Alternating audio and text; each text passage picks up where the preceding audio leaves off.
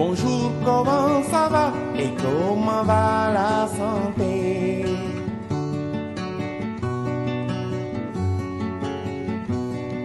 Bonjour, comment ça va et comment va la santé?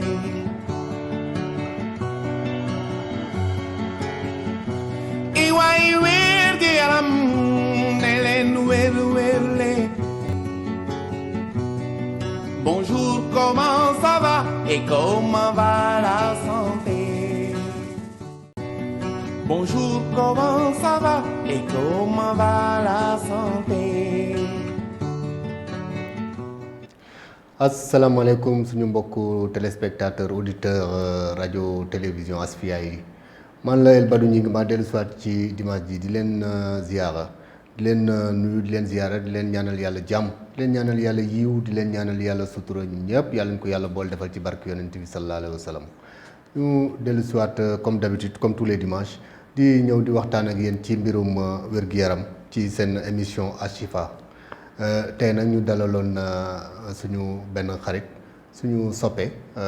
di sage-femme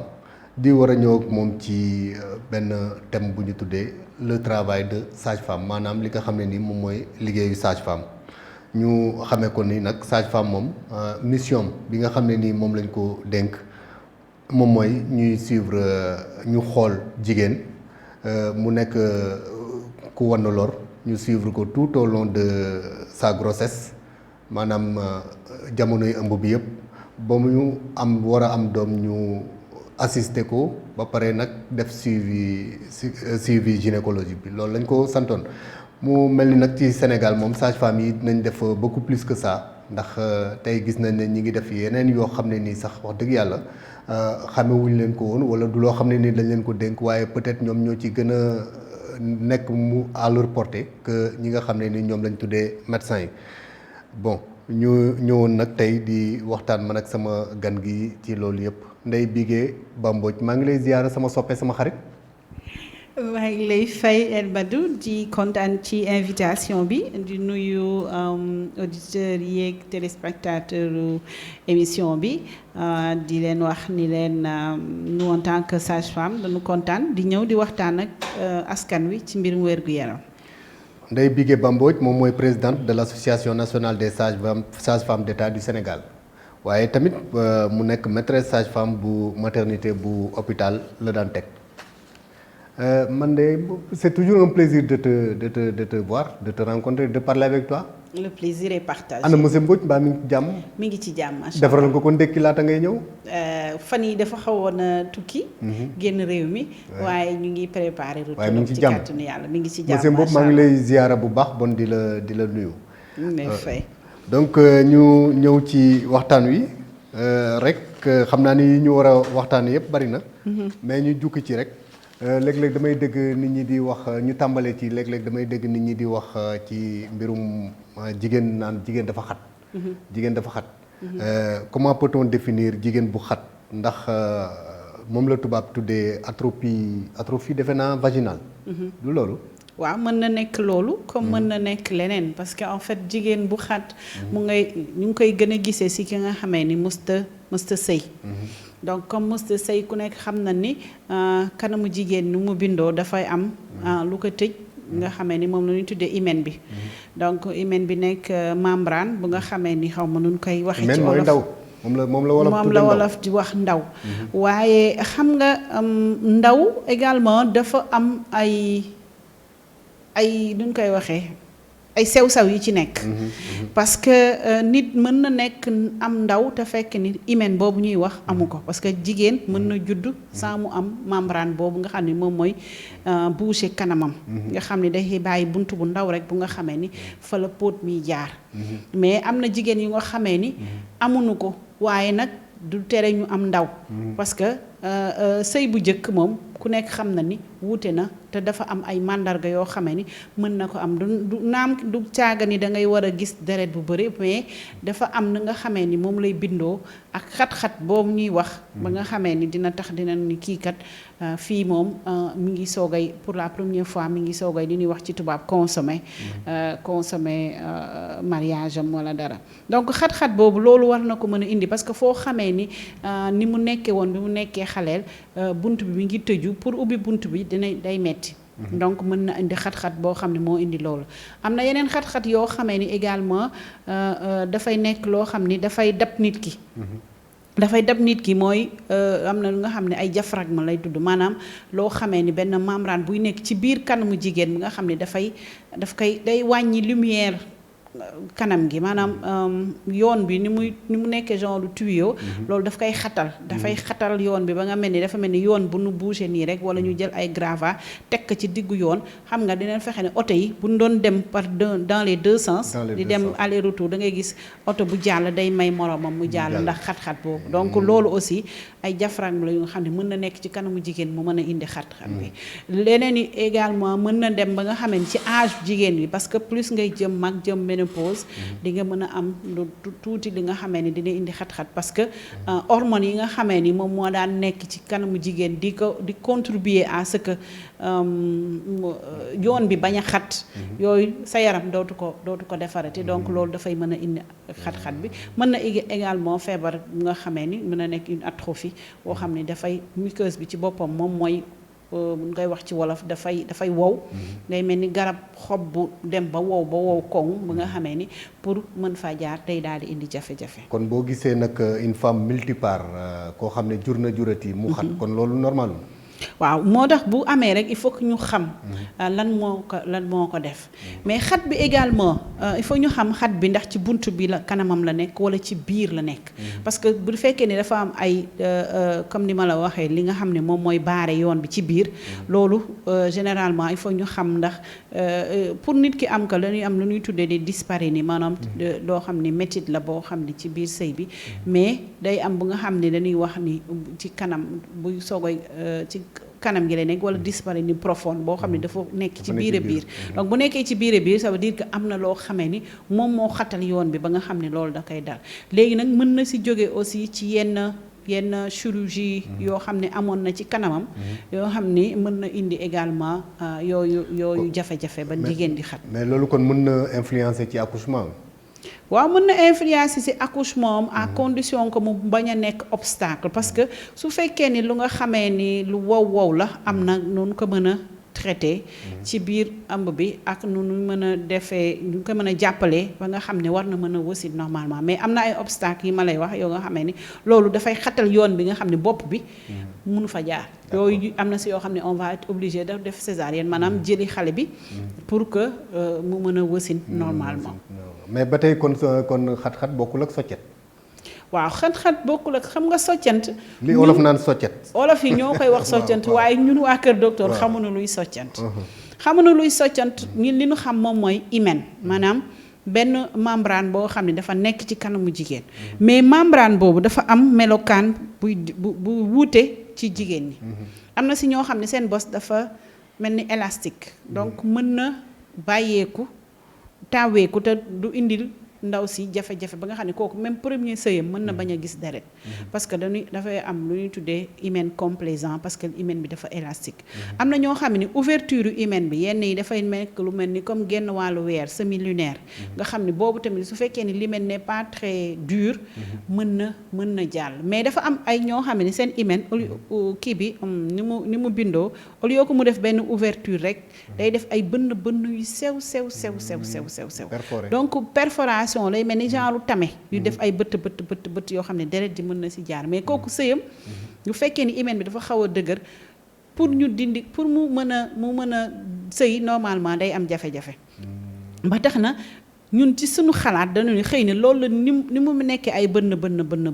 moo tax olof gis ko foog ni ay soccante la yu génn yu ñu war a mën a dindi. je dormirai moins bête ce soir man nag dama yaakaaroon ni ay soccantal la yu ne ci biir ci kanamu jigéen yoo xam ne nii bu nekkee ni may nañ ko borom kër mu bëgg a consommer mariage bi bu waa ji mënul yegg ci moom dañ koy yóbbu di ko dagg ak di def yooyu. déedéet kenn du ko dagg parce que ñun bari na ay xale yu ñuy indil wala ñu nuy woo di ñu wax ni dañuy am jafe-jafe pour consommer mais jafe-jafe bi ci jëkk am moom mooy ragal bi. parce que xale bu jigéen bu mësagul a sëy dafay ragal. parce que et puis dafa amaat benn traumatisme. moo xam ne nit ki mi ngi koy dund. non seulement dina ragal. tëdd ñu ni du jànq.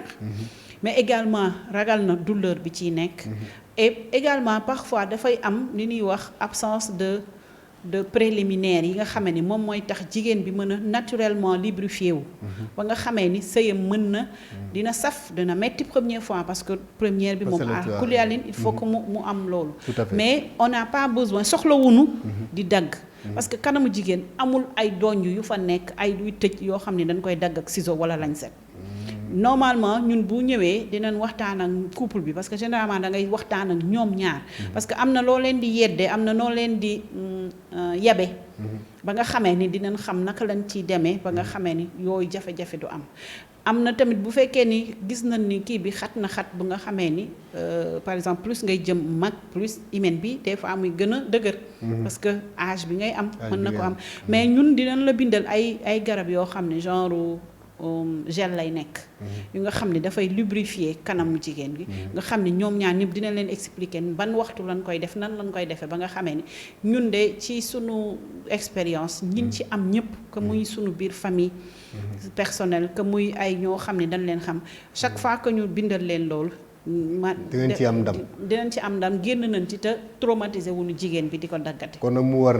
képp koo xam ne nii am nga soxna ñu may la ko nga bëgg a yegg ci moom te am ay difficulté li ci baax moom mooy defe naa jël sa temps tamit di waxtaan ak moom ndànk-ndànk baax na ci de li ñuy wax préliminaire man nag dama xamul naka laa ko mën a waxee ci wolof moom mooy di foog sa soxna ba moom yëg-yëg nga am yëg-yëg loolu dina ci am solo de. dina ci am solo mais c'est que xam nga ñuy commencer ñoo xamee ni c'est la première fois duñu xam des fois ñàkk xam-xam moo ci dem wala peut-être que dañoo amoon tendance am expérience par exemple ku góor ki boo fu ma see am expérience koo xam ni mës na sëy ba pare du comprendre naka la xat-xat bi yoon bi naka la différence bi di amee entre koo xamee ni mës na sëy ak koo xam ne mësul sëy et femme bi tamit également li ma leen di wax chaque fois nee naa leen des fois da ngay gis ñoo xam ne génn nañu ni ko xale yi waxee ci seen ay wax génn nañu ay at mais jotu yegguñu fenn foo xamee ni jour bu nu waree mu jël ko day am benn kersa bu nekk ay rus bu nekk ci ñoom donc rus boobu dafay tax mu indi benn crispation maanaam seen yaram yi da ndaw si dafay contracturer yaram da koy dëgëral ba nga xam ni pour mu mën a jàll déjà stressé ak yooyu en plus de cela bàyyeeku bu nga xamee ni dina mën a guider partenaire am pour kooku xam fan lay jaar parce que des fois difficulté yi c'est pas que nit ki sax dafa am problème pour dugg mais dafa xaw a wàcc yoon bi tuuti ba nga xam ni foofu fu muy buté ci périnée bi la yu ci bari day buté ci périnée ñaari gan yu ànd tukki nag réer da leen di yomb moo tax nag dafay baax parce que même déewu tubaab bi dañuy def je crois que bërki démb dafa am ku ma si doon discuter mu ni ma chez les chrétiens catholiques yi ñoom dañuy def j'espère que je fais pas de bêtises en disant catholique je crois chrétien moom moo ëmb ñoom ñëpp donc chrétiens yi dañuy def ay séance prénuptiale nga xam ne dañuy waxtaan ak couple bi wax leen lan mooy sëy mais également dinañ leen préparer et que bu njëkk ñun Sénégal suñu cosaan dañ daan def jigéen bu xasee gis baax bàjjanam nan daan ñëw di wax ak moom di leen préparer di leen wax nan la ñuy sëy nan la jigéen di préparer woo ci biir néegam nan la nit di préparer woo pour première nuit de noces am ne guddeem bu njëkk mais léegi njàng mi vie citadine bi papa yaay doom yi tax na amatuñu ki nga xam ne moom mooy waxtaan ak nit ñi ba tax na ñun sage-femme yi tamit dañuy ubbi suñu bunt pour que couple yi nga xam ne fas yéene nañu nu ànd ñu mën a ñëw gisee sage-femme yi ñu waxtaan ak ñoom wax leen nan la ñuy sëyee wax leen nan la ñu war a mën a préparer woo wax ak jigéen gi nan la mën a def ci jour bi parce que il faut que mu am benn préparation boo xam ne du ci saasi rek la dañ koy commencer pendant plusieurs séances pour que préparer jigéen bi ba nga xam ne su jour boobu parce que gis nañ ni am na si ñoo xam ne bu nu waxtaanee ñoom jox leen ay conseils des fois duñu sax soxla ñuy wut lubrifiant maanaam lu rattaxal kanamam pour que sëy bi mën a yow bien sûr fan yi nag xam naa ni Adja war nga dégg benn coow lu am xam naa ni yéen a ngi mi ngi leen di sonal infection vaginale yi moom bari na trop mais dafa am benn boo xam ne nii dafa am lenn lu ma gis fan yi mu nekk lu xew muy loolu ñuy wax ne xaw ma cigarette la xaw ma pon ne jigéen ñi dañ koy utiliser di ko dugal seen kanam. loolu est-ce que yokkul infection yi. Albert loolu moom je crois que jëyee mënu koo gën a rëy. et balaa ñu ci waxtaan sax dañuy ñaan dañuy profité ci possibilité bi ngeen ñu jox pour ñu ñaan njiitu réew mi ñaan les autorités de ce pays. ñu fexe ba interdire loolu la nekk lu nga xamee ni ku ñu ko gis nga di ko jaay dañ la war a jël tëj la comme kuy jaay drogue parce que temps yi lee dem naa benn zone dans le Kolda ñu gis ni ma ngay def ay mu jëye yu rëy biir Kolda parce que dafa yomb ñaar fukk lay jar mais kenn mënu la wax luñ ci nekk. waaw moom pon lay doon wala cigarette wala lu mu moom daal taxañ la bu nga xamee ni. man gisuma ko sama bët nii. parce que ñooñu léegi boo demee di ko jëndi bu dee waa kër docteur xamee nan la duñ la ko nangu jaay. mais Kolda dañu wax ni dañ koy takk ci mbuus. donc njaxas la daal boo xam ne ñii nee nañu sax xeme lañ ciy def. ak loo xam ne ay xob la. nga xam ni day mel ni xobu cigarette wala xobu ataaye. ñu boole ko. boole ko daal ak kenn xamul composition la na takk ko ci mbuus 100 francs di ko jox jigéen ñi naan leen balaa ngay sëy da nga koy def sa kanam. ñu gis ni li tax sax sage-femme yi jóg foofu tamit également ak autorités sanitaires yi maanaam dañu gis ni foofu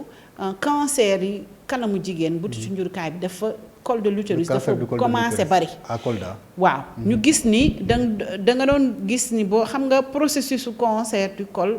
comme tout cancer dafa yàgg bien sûr mais dañu gis ni les processus bi dafa gaaw trop ci yenn jigéen ñi donc biñ leen saytoo bi ñu waxtaan ak ñoom ñu ci bari dañu wax ni loolu lañ doon jëfandikoo ba tax na maanaam étude amagul saytoo gun ko ci laboratoire ba mu wóor ne ni li ñuy wax naan les médecines basées sur les preuves scientifiques mais amaguñu évidence scientifique buy wane ni loolu la mais ci gis-gis pour le moment de manière empirique dañuy xalaat ni loolu moo ko war a mën a indi tombé waral ay gaf et puis li ci gën a garaaw mooy dañ ci gis ay jigéen yoo xam ne dañu ni même bu nu sëyul ñoom mënuñu tëdd ci lal te defuñu ko donc dafay nekk drogue boo xamee ni ça devient de la drogue c'est une drogue la c'est une drogue ba nga xamee ni kooku soxlaatu ko pour sëy mais daf ko soxla ndax yaramam moo koy laaj nee na su ko deful du mën a nelaw bi ma ci gën a metti ci exemple yi mooy dañ ma jox benn exemple benn xale bu jigéen bu am fukki at ak juróom-ñeent muy soogay sëy borom këram amagul sax fanweeri at muy ay xaleel yu waaye ñu commencé ñu xam ne bi nu sëy ak yàggul yàlla def ma ëmb toll ci ay ñetti weeru ëmb mais xam nga nag dafa am ay magub koñ yu nekk ci koñ yi yoo xam ne des fois ñoom ñooy indi musiba yi parce que ñoom ñoo comme bàjjan amatu fa tante amatu fa yaay ma la doon yee di la tette sa maam yi doon waxee amu fa dafa am ay màggatum caay-caay yoo xam ne ñoo nekk ci biir koñ yi ñoom ñooy jël xale yi di leen digtal yooyu naan leen voilà mooy peegar yi xaw ma peegar la tudd xaw ma la parce que Elbadou daal vraiment bëgguma fi wax loo xam ne su ma génnee ñu koj ma ci mbedd mi te comme damaa neex a xàmmee bàyyi rek ma yem ci loolu donc ñooñu kooku dañ ko digal mu dem def ko di bëgg a dee parce que day saf ci kanam bi ma mënatu ko woon supporter ñu yóbbu ko hôpital dindi ko ëmb bi ñu ko seetee ëmb baa ngi doon marché normalement xale baa ngi doon dund mais semaine lañ ci teg mu ñàkk ëmbam boobu te ñàkk ëmbam boobu ñun tamit dañuy xalaat ni est-ce que loolu indi ko parce que lépp loo xam ne caustique na maanaam imaginer xeme bu dalee ci peau ci yaram rek ni muy lakk yi muy def nga xool xale bu wan na xeme naka lay yàqee putam ba nga koy defar raccord dootu mën a wan nga jël lu am xeme dugal ko ci kanam donc xat-xat yooyu nga doon wax sax loolu mën na ko indi parce que day daal di indi benn atrophie day indi ay sclérose boo nga xamee ni mën na yàq kanamu jigéen ba nga xam ni kooku sax pour mu sëyaat wala mu am doom al fa ñu opérer ko defal ko plastie vaginale mais Adja xam nga lu ma jaaxal mooy ñi doon tux cigarette sax fi mu ne banañ waaw mais c'est que xam nga léegi nag nga jël yow cigarette yow di ko utiliser di ko def ci say kanam ak yu kenn xamul ba pare boole ci leneen lu cigarette rek parce que dañ ci boole tamit xeme mais ñun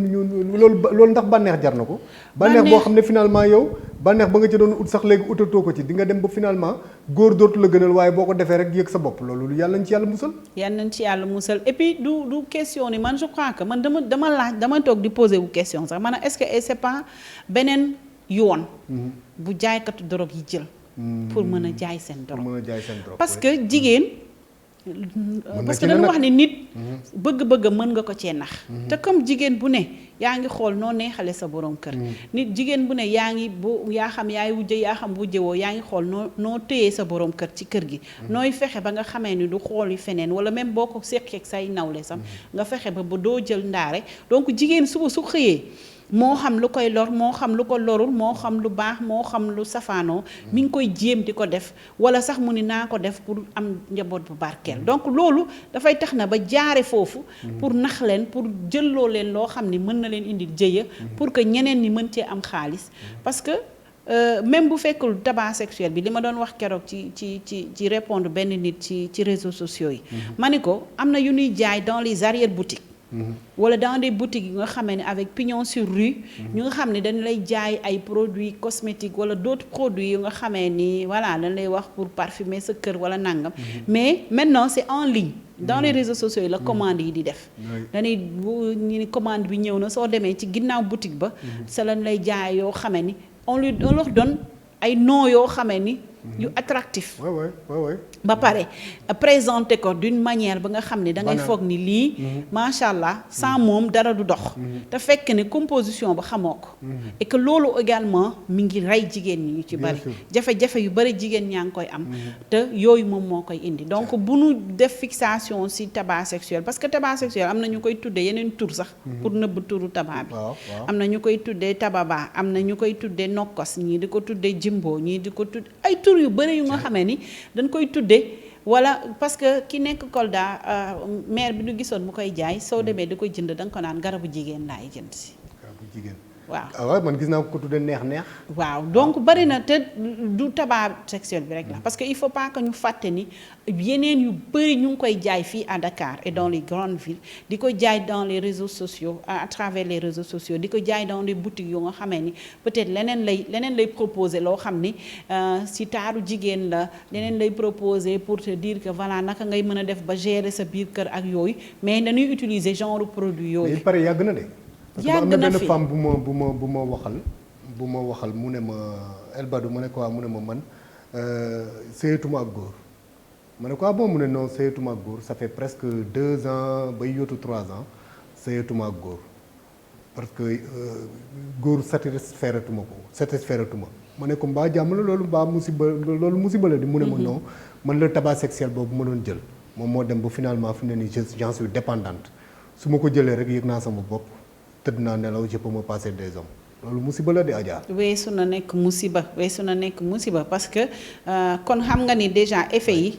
déjà sur le plan psychologique sax. dafay détruire nit ki. bien sûr détruire parce que nit ki bu demee ba nga xamee ni si leneen lay yéege boppam. loolu musiba naaru laay la boo xam ni xamuñu fu mu nuy jëmee ëllëg. te ay ndaw a koy utiliser. donc imaginez ñooñu fileeg 10 ans. fileeg 20 ans ñoom nan la ñu doon. boole naa leen sax parce que daf ko jural jàngoro parce que dafa def dépistage cancer du col de l'utérus malheureusement nag yàlla def na loolu ma nga ca. donc boole naa leen xam naa certainement dana la woo. mais y a aussi yeneen forme d'infection yoo xam ne jigéen ñi dañ koy rencontrer est-ce que yenn comme li ñuy wax perte blanche ak yooyu moom tam bari na loolu ban sensibilisation nga mën a def boo xam ne nii bu ko jigéen ñi déggee dina xaw a wàññeeku ci ñoom est-ce que loolu dina indi stérilité li ñuy wax stérilité. waaw xam nga dafa am ay infection li ñuy tuddee infection génitale donc moo am infection génitale basse ak infection génitale haute donc si biir infection yooyu am na yoo xam ne dañ koy tuddee li ñuy wax infection sexuellement transmissible moo xam ne yooyu ci biir néegu sëy lañ koy jëlee mais am na si yoo xamee ni ay infection yoo xam ni contamination la directe wala contamination nga laal raxa say main souillé wala feneen nga ko war a mën a jëlee donc infection yooyu li infection basse yi généralement moom mooy yi nga xam ne ci kanam jigéen gi lay yem maanaam li ñuy tuddee vagin bi ba ci col bi foofu rek lay yem loolu li ci garaaw moom mooy buñ ko fajulee day daal di yéeg nekk infection te infection utérine généralement yooyu mooy indi li ñuy wax stérilité wala infertilité parce que infertilité sax mën nga yaakaar faj ka mu wér mais suñu yeggee ba ci stade de stérilité loolu c'est définitive ça veut dire que nit ki à la kulialin à part miracle bu jóge ci sunu borom doom da koy daal di të léegi nag infection yooyu dafa am melokaan bu bëri bu muy fànn yu bëri nu muy feeñe wala mandarga yu bëri yu muy feeñe li ci gën a siiw mooy li ñuy wax perte blanche mais perte blanche yooyu dafa am différence parce que am na perte blanche yu nga xamee ni jigéen day wax ni perte blanche la yaakaar ni feebar la te du feebar parce que dafay toll ci cycle maanaam xam nga dañuy wax weeru wolof weeru koor weeru kori weeru tabaski mais jigéen bu nekk dafa am moom it weer boppam maanaam bis bu mu gisee fóotam ba bis ba muy ñëwaat ku nekk ak sa weer donc ci biir weeru jigéen am na waxtu boo xam ne jigéen bu sa tolloo kanamam dafay daal di rattax maanaam glaire bi day am aspect bi nga xamee ni moom mooy tax bu sëyee mu mën a am doom mais glaire bi période bi muy mel noonu di filante di abondante glaire boobu dafay génn mën na di génn ba nga xam ne borom day foog ni perte blanche la donc ñu ci bëri des fois dañuy ñëw mais soo xoolee perte bi soo leen enquêté da ngay xam ne du infection du normal la am na tamit beneen bi nga xamee ni moom moo gën a bëri mooy li ñuy wax li candidose vaginale maanaam li nga xamee ni microbe kii bi koy indi champignon bi koy indi mooy indi xam mooy indi karaas te xam nga ki xam wala ki karaas bu wokkee boppam te raxasuwul ak loxoom si saa si moom ci boppam sax mën na infecté boppam booleeg germe boobu ko indi maanaam doomu jàngoro boobu day nekk ci biir tube digestif bi te boobaa day nekk un germe saprophyte alors que su ñëwee léegi si et puis si mode bi ñun nii di defee suñu toilette intime maanaam boo demee ci toilette yi bu fekkee ni xam nga bu dee xaleel soo koy laab ginnaaw nga koy laabe mais bu mag bu demee xase mag day laabe boppam kanam lay laabe donc li nga xamee ni dafay jóge ci ginnaaw kër bi ak li nga xam ne ci kanamam la waruñu laalante mais façon bi ñuy defee suñu toilette day tax ni dañuy mën a jël loo xam ni dafa jóge woon ci ginnaaw kër ñu indi ko ci kanam bu nga xam ne bu duggee ci sa biir kanam rek day daal di indi feebar donc loolu également day maye perte blanche yu bëri mais perte blanche yooyu li ci mandarga bi moom mooy day mel ni ay donju soow ay jëllaxu soow ba pare dafay ànd ak xasan bu metti borom day wokkatu day xasanu ba des fois ba kanamam di dagg te wokk bi bu koy wokk dafay neex parce que day am tendance di continuer di wokk tout le temps parce que day neex buy wokk mais su paree nag day mel ni kaani lan ca defoon donc bu am na tamit bu nga xam ne yoo xam ne perte yi jigéen ñi dinañ am perte mais xet gi mooy tax ñu daw kër docteur parce que xet bi da leen di déranger ba nga xam ne dinañ dem mais am na si yoo xamee ni par exemple li ci garaaw moom mooy ay yoo xam ne day nuru perte bu normal boo xam ne soo ko xoolee amul xet nekkul donju du fuuru vertul jaunul deful dara mais perte boobu généralement microbe bi koy indi day nekk des microbes intracellulaires yoo xamee ni ñooñu ñoo mën a ëllëg si biir indi infertilité wala stérilité bi ba tax na jigéen bu amee perte li ñu koy sant mooy mu dem consultation bu mu jël garab diw jëloon na lii wala bindaloon nañ ma béyoon parce que perte bu nekk ak microbe bi koy indi microbe bu nekk ak garab bi koy faj donc il faut pas que ñu jël garab wala béyoon bii lan ma bindaloon mën na am microbe boobu amaatoo ko te microbe également bu duggee ci biir sëy ñi seq sëy bi yëpp dañ leen war a faj maanaam way dencante yi waaye ñi ci bitteeg ña ca lonk ak ña ca à côté yaag comme man mu am ñaari jabar ñetti jabar ak yooyu elmat bu ma dugal ci boobu bàyyi rek ma yem foofu bàyyi rek ma am ci ñi doy dencante yi quel que soit le nombre su ma amee ay waaye dafa am ay deuxième bureau ay troisième bureau ay ma romboon fe ma jaaraan fa fe donc yooyu yëpp dañ leen war a compagnie Ameth Ndoye gi moom kon yu ko tudd Ameth moom kenn du wax dara di teg turam ci ma ca régi ba moo tax may wax waaye waxuma am déedéet moom tur bi rek la borom tur bi moom comme tur bi daa màgg bu doon sàmba mbaa leneen sax ñu wax waaye comme noonu la nan bàyyi noonu waaye daal chaîne boobu yëpp nañu xool ni ñi nga xam ne seq nañ mbir mi yëpp daal ñoom ñëpp dañu war a faju te loolay jafe-jafe bi parce que ñi fës ñi nga xamee ni légal nanu ñooñu neex na noo faj mooy aaw ak ñaareel ñetteel waaw neex na noo faj laa wax de mais des fois moom jafe-jafe parce que di nga ci gis ku waane ku mel ni man nga xam ne day am ay perte yu ko sonal wokkatu ba day wokkatu bay say bu wujj ba demee consultation ñu ni ko ah yow de da nga am infection mais yow da nga war a jël sa wujju jël sa jëkkër jël bu dee ku mel ni man fa lay toog nag jonge ba yàqu ni ko man dara jotuma yow mi am feebar bi demal faju te fekk ni moom mi ngi ak moom et loolu mooy jafe-jafe yu ñuy am parce que na ñëpp comprendre ni nee naa leen chaque fois bu infection amee ñu ñëw di laajte ku ko indi ma ne leen kër buy lakk kenn du xool ba néeg la lakk bi tàmbale dañuy fay lakk bi ba pare léegi leneen lu ñuy saf ñu soog koy def parce que dina toll foo xam ne fu mu jógee kenn mënatu ko xam ba pare dal leen wax ne lii ko taaloon boo ëllëgee ngeen bu ngeen ko moytoo du ngeen du tàkkat jeex na léegi lii daa moo ko taaloon nan ko fexe ba loolu bañ a amaat parce que il faut pas que nit ñi comprendre que ni polygamie mooy dafa nekk à risque non parce que bu fekkee ni ku nekk dafa yem ci biir kenn génnul ci bitti te dara nekk fa woon généralement ñooñu duñu faral di am yenn feebar yi à moins que muy infection génitale boo xam ne du sexuellement transmissible mais mën na après mu jaari si loolu moom grave waaw mais il faut nit ñi xam ni bu fekkee ni à côté la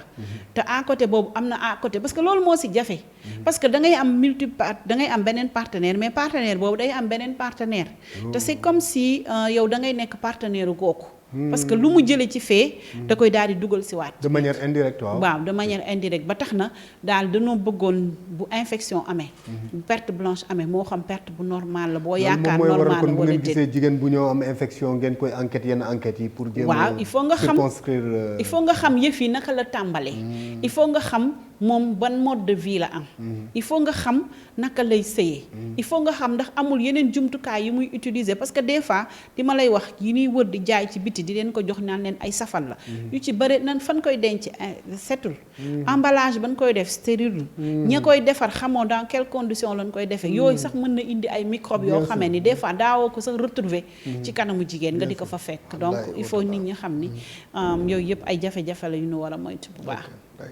kon stérilité moom ça signifie ne pas pouvoir avoir d'enfant. waaw stérilité boo ko xasee tudd dafa définitive maanaam amatul benn voie de recours normalement bokkul ak infertilité. infertilité moo koo xam ne am na jafe-jafe mais suñ ci jógee mën na amaat doom donc kooku dafa am infertilité mais suñu xasee dem ba wax nit ki tu es stérile ça veut dire que amatul beneen voie boo xamee ni voilà mën nañ ci jàppale. psychologiquement quel est le rôle de la sage-femme bu gisee koo xam ne nii elle est définitivement elle est. c'est que duñu gaaw wax ñun définitivement. parce que tout est possible. et que sunu expérience daf nu may ni. nit toog na ba jëm ménopause ba jub ménopause soo koy am doom. bien sûr des fois nga gis nit couple bu ñëw ñu seet leen amuñu dara lu leen di tere ëmb. amuñu benn feebar. benn malformation dara mais sunu borom moo ñëwagul donc kooku da ngay accompagner moom di ko dalal xelam di ko expliquer nan la doom di sosoo parce que tamit ñu bëri dañuy def bu ñu sëyee benn at ñu commencé affolé parce que société bi moom moo leen di teg xool bi ñu leen di xoole wax yi leen di wax gaaral yi leen di gaaral moom mooy tax ba ñoom dañuy bëgg ñoom it am doom wala nga sëyandoog nit mu am doom te yow amagoo doom nga commencé di stressé donc il faut ñu expliquer leen ni leen généralement dans un boo jëlee téeméeri couple yu sëy ci même année bi études yi dafa wane ni 25% yi ñooy ëmb ñooy am doom première année bi le reste c'est au cours de la deuxième année donc il faut que nit ki nga dalal xelam parce que tout est lépp ci bopp la nekk parce que jigéen bu fekkee ni boppam xelam dalul sax mën na indi li ñuy wax dystrophie ba nga xam ni nen yi dootul mën a ginenukaay yi day am problème ba nga xam ni nen yi dañ fay nekkandoo comme ni ma doon wax ak kenn mu ngi mel ni ginaar gu nen te du ko mën a boof voilà donc nen yi dafay bëri ba nga xam ne du am benn boo muy màgg parce que weer bu nekk day am benn bu màgg mu focc génn donc bu fekkee ne nag xale bi nit ki dafay xalaat mën na stressé ba nga xam ni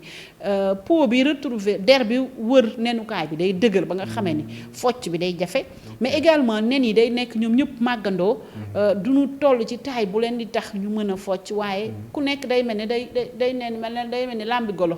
ku jóg daanu kenn du nangu sa moroom fël bu ko defee jigéen yi day am ñu ci bëri boo waxtaanee ak ñoom dinañ ko am d'autres am na ñoo xamee ni set gu ëpp rek moo koy indi parce que nee naa leen kanamu jigéen lu ne la ñuy raxasoo nee naa leen kanamu jigéen yàlla daf ko sàkk mu bindoo noo xam ne dafa rukke parce que su doon loo xam ne dafa war a nekk ñu koy pompe di ko set da koy def comme sunu kanam bi nii bi bu nànk donc fa mu nekk dafa war a am condition yu mu fa nekk pH bi dafa war a warul nekk pH bu alcalin parce que dafa war a am acidité bi tax spermatozoïdes yi suñu ñëwee ñu gaaw a daw parce que le milieu n'est pas favorable donc dinañ gaaw a daw remonter filière génitale bi pour dem fekk ji ovule bi pour mën ko féconder donc dina tax également yenn microbe yi nga xamee ni duñu mën a multiplier wu ci condition boobu dañuy mën a dem mais su fekkee ni jigéen gi day raxas kanamam yu bëri donc gendarme yi nga xam ni mooy germe yi doon toog saprophyte yi nga xam ne ñoom ñooy gendarme kanamam daf leen di rey dañ koy raxas génne boolekaak ndox mi mu génn bu ko defee ñun am nañ si ay cas yoo xam ne il a suffi simplement ñu restaurer flore bi rek ñu am commencé am ay doom te jaboot macha allah. waaw yal na ko yàlla defal ñëpp. waaw amin amin yaa rabbal alamin ñenn ñi également psychologiquement moom laa la wax moom ngay xool naka ngay wax ak ñoom et puis également dafa am période bu nga xam ne comme ni ma la waxoon jigéen dafa am weer te ci biir weeram dafa am waxtu bu mu mën a ëmb ak waxtu bu mu mën a ëmb. donc bu fekkee ni sëy bi par exemple surtout ki nga xamee ne jëkkëram day voyager wala day ayloo da nga ci gis koo xam ni malheureusement heure bu ayam day tombe waxtu bu nga xam ne waxtu nooram la te xam nga noor kenn du ci jëmbat dara moom seet loolu nag madame Ba da nga ko bëgg a wax ndax pour bañ ñi bëgg ñaareel ak ñetteel ak yooyu déedéet ba waxuma loolu de dama ne jigéen bu ne dafa am noor ak nawet waaw léegi nag ci biir nawet bi ci dañuy jëmbat pour que mu mën a jébbi bu fekkee ni jigéen bi ma ngay sëy ci noor bi day daal di am jafe-jafe donc ñooñ tamit dañuy waxtaan ak ñoom xool seen cycle nan la demee expliquer leen ban waxtu lan moo nga xam ni mooy waxtu bi ñuy xalaat njort ni sëy bu fa amee doom mën na fa sosu am na si yoo xam ne sax dañuy def ak ñoom échographie nga xam ne écho bi ñu leen di defal dafay nekk le monitorage ovarien lañ koy wax nga xam ne dañuy jël nen bi di ko topp ba nga xam ne am na taay boo xamee ni dana naan la lii kat yaakaar na ne dina focc fi léegi tey wala suba bu ko defee ñu wax jigéen bi fexeel wax woo jëkkëram waxtaan ak moom parce que il nous est arrivé ay góor yu nga xamee ni dañu ni waaw genre El Badou la ñu ni ñoom daal bëgguñu daal tooñ te comme ay bi dañ koy ay lool ku nekk ak sa jour bu tombewul léegi il a fallu ma ne leen guddi gi ay loolu d'accord ku nekk yaa moom mais bëccëg bi na ko ñëpp bokk ba nga xamee ni su fekkee ni waxtu boobu ndaw si dafa soxla woon ànd ak borom këram pour mën a am doom dañuy ñaan borom këram nee ko bu guddi bee keneen ki moom guddeem jox ko waaye bëccëg bi xajal ci kii ndaxte loolu sax bu ñu xaaree ba waxtu bi passé day jafe Moussa loolu digle bu neex la sax de wax dëgg yàlla loolu moom aayul waaw léegi jóge nañ ci xat jóge ci soccet jóge ci ñoom infection yi tax jigéen du ëmb yooyu yëpp ñu balee ko jóge ci wax nañu fii tamit li pon googu ñuy jël di ko def ci seen kanam yeeg yooyu yëpp bu ñu raxasee loolu yëpp nag dañuy ñëw ci li nga xam ne ni moom mooy grossesse proprement dit jigéen ji nag ëmb jigéen ji ëmb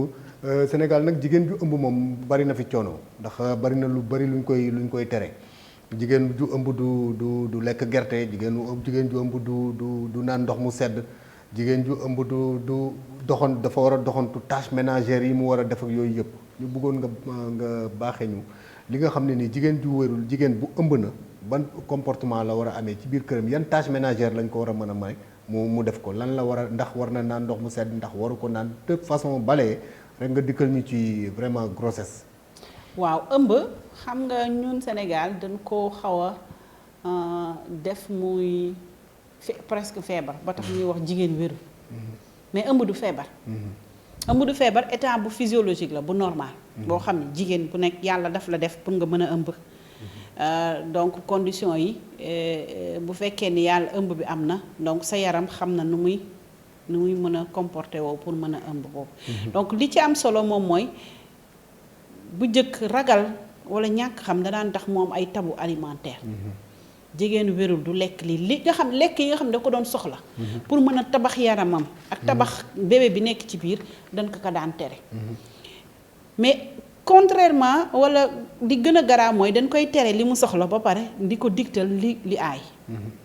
digtal li aay dañ daan wax jigéenu wérul yow da ngay préparer wu du waroo tayal parce que sinon booy wasin da ngay sonn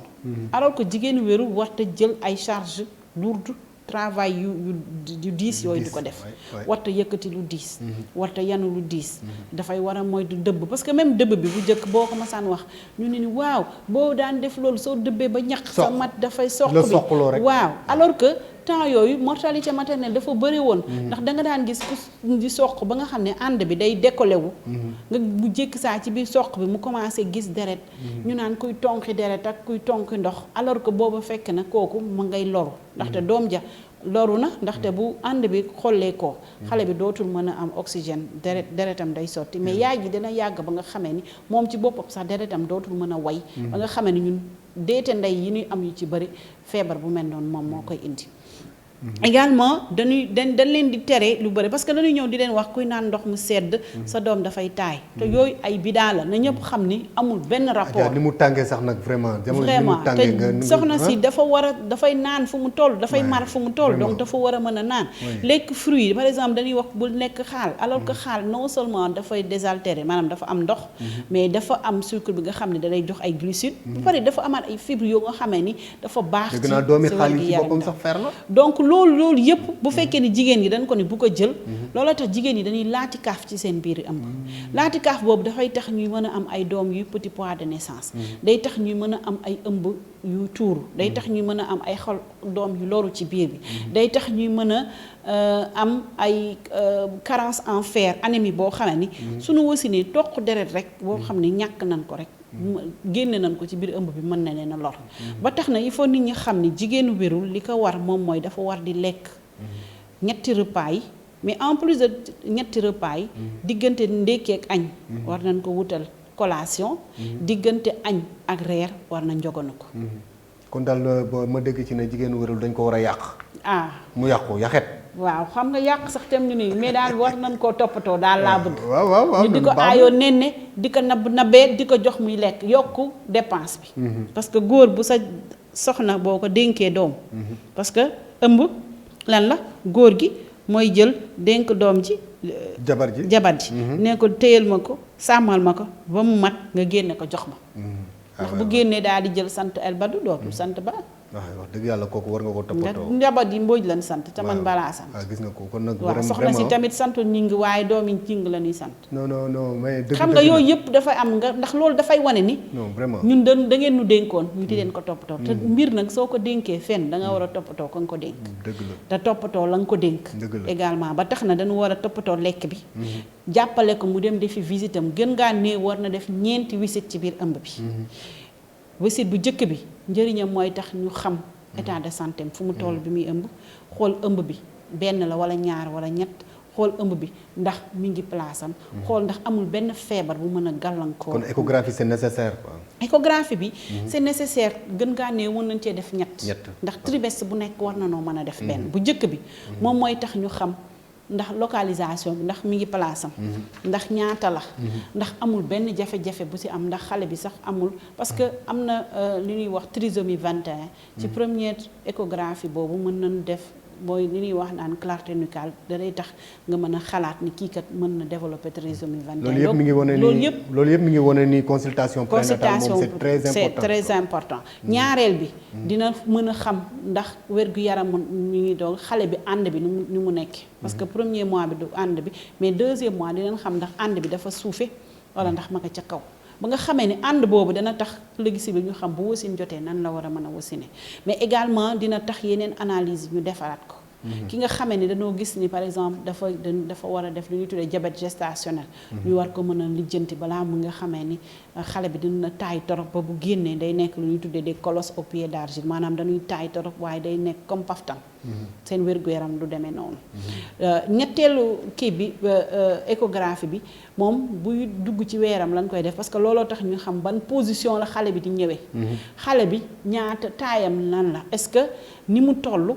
am na nu ñuy tuddee adéquation pour ak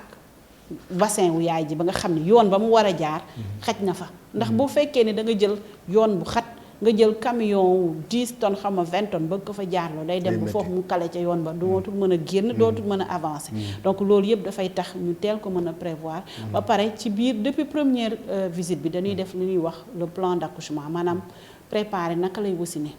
fan lay wasine lan la war a yóbbu buy wasin ba pare léegi dafa am lu ñuy tuddee accouchement humanisé maanaam léegi accouchement humanisé moom mooy jigéen bi buy wasin mooy tànnal boppam ban position la bu ko neexee taxaw bu ko neexee tëdd wet bu ko neexee jonkan bu ko neexee jàppandu te léegi tamit li ci am mooy li ci gën a li ci tax ñu gën cee ñaax nit ñi mooy léegi day am sax choix wu am accompagnant. ah bon accompagnant bi muy am mooy man damay bëgg sax mu doon jëkkër ji. parce que mat métti na métti boo xam ne il faut que jëkkër ji dund ko.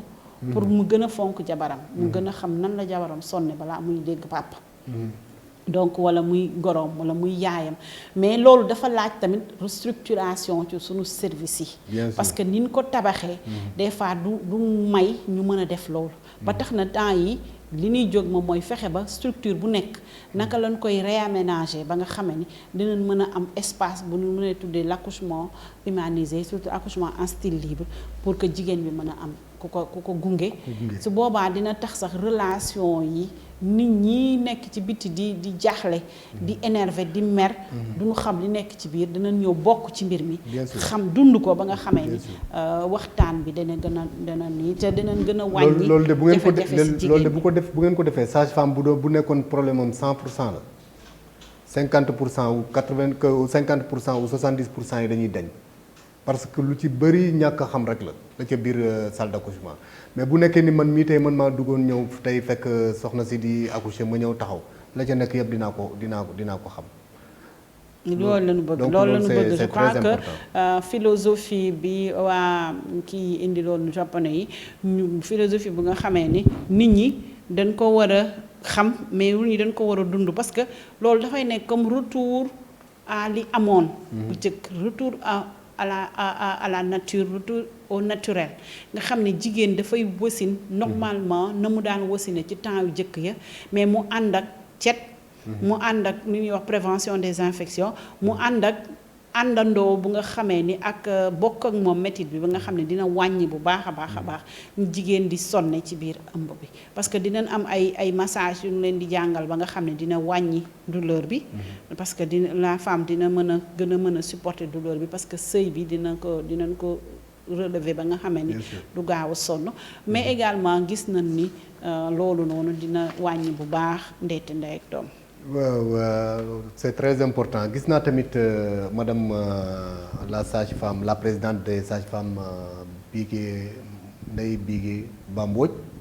que césarienne bi actuellement jigéen ñi bëgg nañ ko def léegi da ngay gis sax ku toog ne te pourtant mun na accoucher à voix basse wala voix normale mu ne dama bëgg ñu césarienne ma loolu moom. waaw loolu nag ñu ngi koy wax mais je crois que dans le privé la ëppee. mais dans le public. nit ki généralement suñ ko césarisé rek dafa fekk ni dafa am li tuddee indication. mais dans le privé ñun yëg nañ ni jigéen yu bëri ñoom dañuy wax ni dañuy choisir nan leen opérer parce que duñu yëg métti. léegi opérer dafa neex xanaa. waaw xam nga opérer dañ ko ragaloon rek. parce que lu bees loo xamul dalay tiital mais opération en fait du lu garaaw. bu fekkee ni nit ki xam na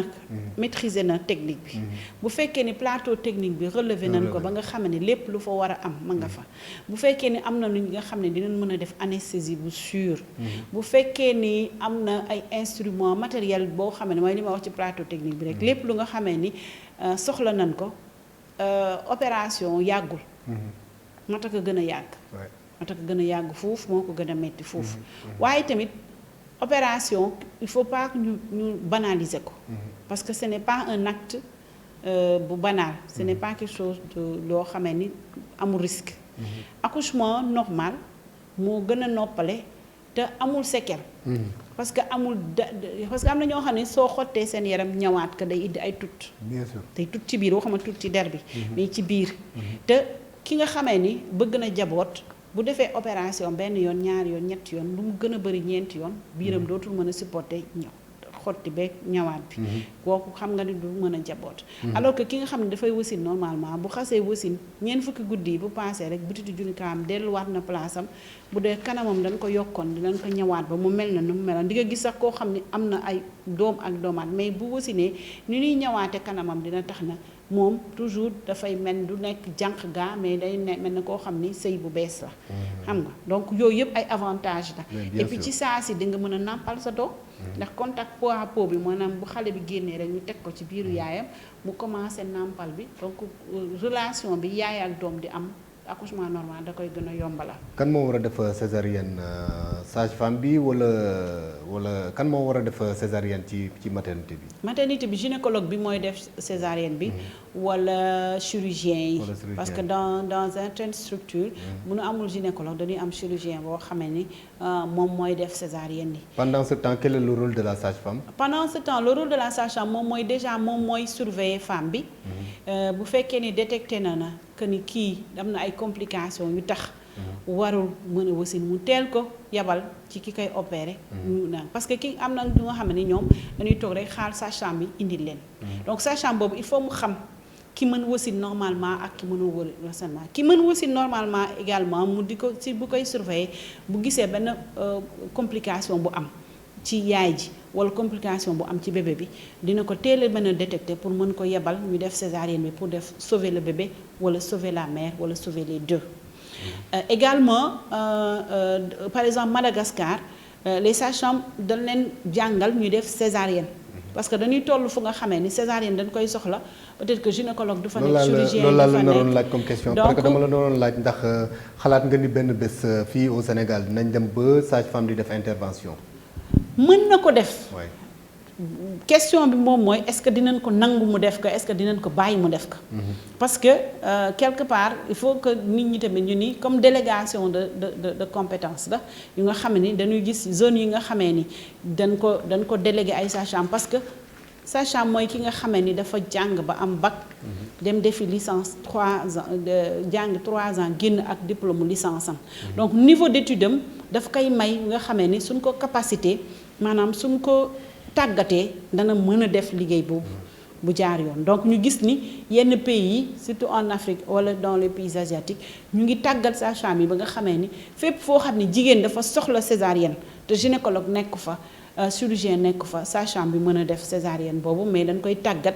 ba nga xam ne dina ko mën a def ndax acte bi il faut nga maîtriser ko pour war ko mën a def mais Sénégal nit ñaa ngi ciy xalaat mais comme nañu ni compétence déléguée la su fekkee ni dem nañ ba nga xamee ni jigéen ñi soxla césarienne mënunoo jot ci césarienne yi amaana autorité sanitaire yi dinañ xalaat ni ñu délégué échographie jigéen sage-femme di ko def di ci def formation di ci spécialisé wu ñu délégué application ventouse maanaam nu ñuy jàppalee jigéen mu wasin parce que dina toll fu doom bi mënta génn nga utiliser benn lu mel ni benn instrument pour mën ko génne ñu autoriser capacité sage-femme bi ba nga xamee ni ku def avortement mu am lu des ñu ñuy wax aspiration manuelle intra-utérine ñu utiliser une seringue pour pouvoir aider yooyu donc dafa bëri yoo xamee ni docteur rek moo ko daan def. D'accord. mais sage-femme booy xool lan mooy définition sage-femme ñu ni sage-femme c'est une profession médicale à responsabilité définie. Donc il faut ñu nit ñi comprendre que ni sage-femme du paramédical moo tax li ñuy wax chaque jour bu ñu nee paramédical ma bañ a wuyi les paramédicaux ma ne pat yow présidente ma ne parce que nous ne sommes pas des paramédicaux. Vous êtes des médicales. Parce que nous sommes une profession médicale à responsabilité définie et que chaque fois il y a des études montrent que ni dafa am ay compétences c'est ce qui m'amène à dire que ni tey man c'est ce qui m'amène à dire que ni tey jot na vraiment sage-femme yi ñu permettre la ñu dem def ay spécialisation. waaw sage-femme yi parce que ñu bëri léegi pour def spécialisation da ngay mujj génn dëkk bi wala nga dem en France pour mën a defi ay spécialisation et je crois que dafa jot léegi moo tax am na benn décret projet de décret bu waa École nationale de développement sanitaire ak CRF yi élaboré nga xamee ni dafay tax plan de carrière bi sage-femme di am ndax dañuy wax ne léegi dañu bëgg ñu rattacher sa école boobu ak yenn institut à la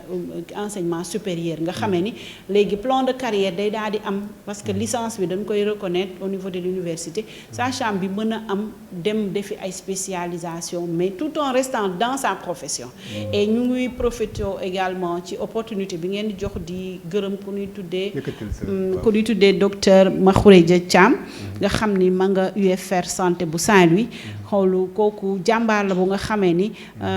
ren ji sa première promotion yu am master 2 en sciences infirmières et obstétricale génn nañu présenté nañu seen master et que ñu fexe ba nga xam ne au-delà merci beaucoup au-delà de ça ñu mën a dem defi doctorat bi parce que dans les autres pays sage-femme day mën a nekk am doctorat ci benn spécialité donc ñun tamit sunu xeex wala sunu objectif sunu mébét moom mooy fexe ba nga xamee ni foofu sunu moroomu yeneen sage-femme yi toll ci yeneen réew yi sage-femme mu Sénégal mën fa toll. waaw madame xam naa rek gos bi comme d'habitude rek mi ngi commencé waat di nguñu mi sama nopp yi naan ma temps bi jeex na mais en tant que présidente de l'association des sages-femmes d'État du Sénégal yan projet très rapidement ci minute nga tàgguwaale yan projet nga am pour la promotion de votre corps. waaw projet bi nu amal solo bu baax bi nga xam ne moo nu tere nelaw mooy les décrets d'application de l'ordre des sages-femmes parce que ordre des sages-femmes voté nañ ko depuis janvier 2017 mais jusqu'à présent les décrets d'application gisaguñ ko donc ñun suñu mébét bi gën a rëy projet bi phare bi nu am mooy fexe ba nga xamee ni décret d'application boobu dina génn ba nga xam ne les organes de l'ordre dina mën a effectif deuxième bi moom mooy li ñu wax ni plan de carrière bi parce que ñun li ñu bëgg moom mooy reconnaissance licence bi ba nga xamee ni sage-femme dina mën a jàng ba am doctorat mais en restant sage-femme mais également beneen bi ñu bëgg moom mooy danoo bëgg également jàppale sage-femme yi ba nga xamee ni lépp lu nga xamee ni ci seen biir liggéeyukaay mën nañ leen fa jàppale ba nga xamee ni li ñuy liggéey dina gën a mën a xarañ ñu jàppale leen mais di leen motiver parce que ñun motivation bi ñu gis moom mooy dañu def ñun tamit sax ren depuis 2 ans coopérative d'habitat bu association des sages-femmes parce que sunu ëmma moom mooy fexe ba nga xam ne sage-femme bu nekk dana am kër bu nga xam ne dana fa mën a dëkk parce que loolu gis nañ ni dina indi benn stabilité bien sûr psychologique ba nga xam ne nit ki dina mën a gën a concentré wu ci liggéeyam ba nga xam ni problème social yi problème sociaux yi mu doon am ci këram dina ko mën a teggeeku beneen bi ñu am moom mooy ñun dañoo bëgg également soobu ci gën a dugal suñu loxo ci wàññi ndeete ndey ak doom ba tax na depuis 2 ans ñun suñuy objet moom mooy chaque année ñu fexe ba fukki junni jigéen ñu mën leen a jàppale ci biir goxu Sénégal gi yëpp bu jaree dépistage des cancers ñu def ko bu jaree yeneen xeetu faju sage-femme yoo xam ne mënuñu ko woon am ñun ñu indil leen ko ci grâce à nos partenaires ba nga xamee ni dinañ mën a jot ci faj boobu te duñ ci def madame Bigué Ba Mbodj maa ngi lay remercier man maa kontaan ci émission bi di leen remercier bu baax parce que chaque fois que ngeen jox nu kàddu dañuy yaakaar ni dinañ ci wax loo xam ne dina am njëriñ askan wi. Mesdames et messieurs, donc c'était votre émission Ashifa de ce dimanche ma leen di joxat rendez-vous dimanche prochain ak beneen invité ak beneen thème asalaamaaleykum wa rahmatullah taala wa barakatuh. Bonjour, comment ça va et comment va la santé?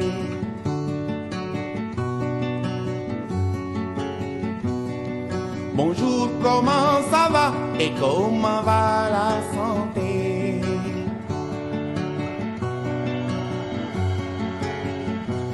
Iwaay wér gi yaram ne leen wér. Bonjour, comment ça va et comment va la santé? Bonjour, comment ça va et comment va la santé?